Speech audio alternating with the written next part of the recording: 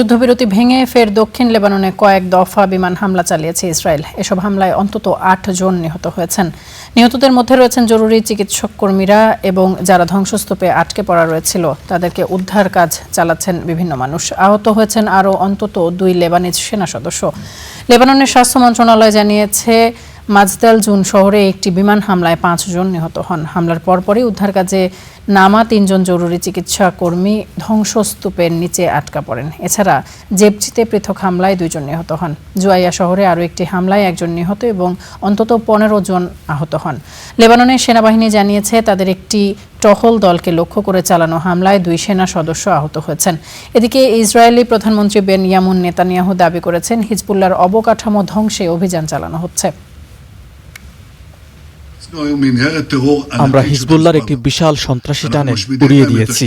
আমরা তাদের সন্ত্রাসী স্থাপনা ধ্বংস করছি, বহু সন্ত্রাসীকে হত্যা করেছি এবং এখানেই শেষ নয়। আমরা লিটানি নদীর দক্ষিণে, উত্তরে, বেকা উপত্যকায় এবং উত্তর লেবাননেও অভিযান চালাচ্ছি। হিজবুল্লাহর ড্রোন হামলার হুমকি মোকাবেলায় একটি বিশেষ পরিকল্পনার নির্দেশ দিয়েছি।